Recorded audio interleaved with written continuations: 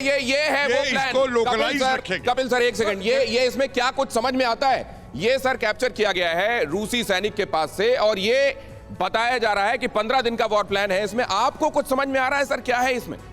देखो ये military symbols हैं और मिलिट्री सिंबल्स हैं, जैसे अलग अलग कंट्री के अलग सिंबल्स होते हैं कि वो एक फॉर्मेशन को जैसे स्टार्ट करते हैं बटालियन से, ब्रिगेड, डिवीजन, कोर, उससे हम प्लान मार्क करते हैं मैप पे।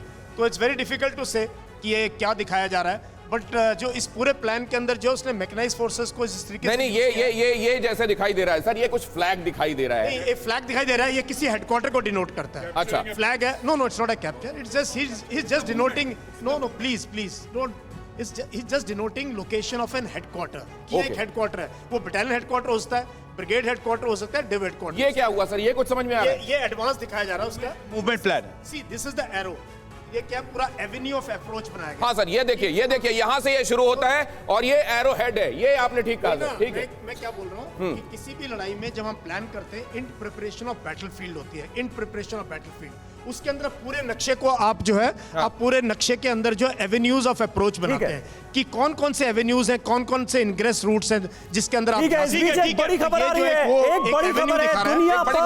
एक मिनट, बड़ी खबर दुनिया पर पड़ने वाली है। महंगाई की भीषण मार, रिकॉर्ड स्तर पर पहुंची कच्चे तेल की कीमत, क्रूड ऑयल की कीमत $115 प्रति बैरल के पार हो गई है।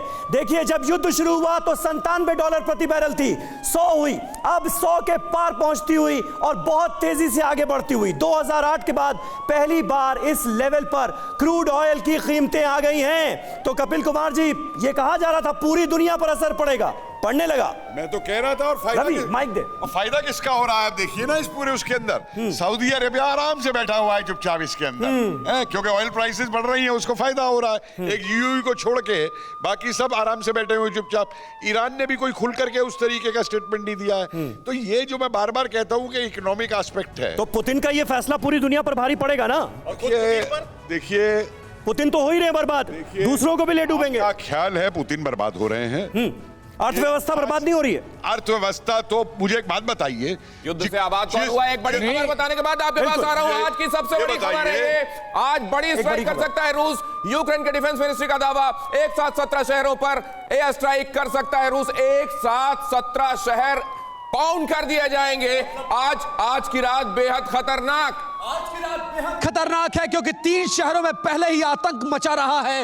रूस और यूक्रेन पर खतरा बढ़ता हुआ, वॉरशिप बढ़ रही है और कुछ अंजलि कह रही है। दारा जी से रिएक्शन लेते हैं। सर बताइए, सबसे ज्यादा नौसेना में दूसरी बड़ी संख्या है रशिया के पास और 600 वॉरशिप है। हर तरीके से रशिया मजबूत है। जेलेंस्की को ये मजबूती कहां से मिल रही है कि बार बार कह रहे हैं कि हम नहीं झुकेंगे?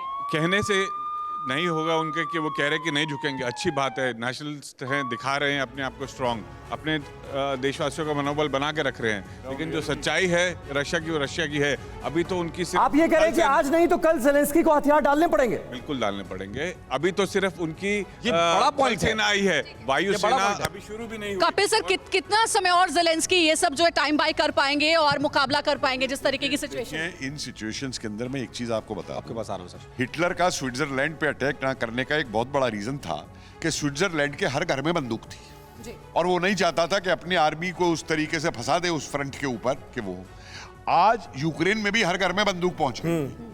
परवाह देश की, सोमवार से शुक्रवार रात 10 बजे TV9 भारतवर्ष पर।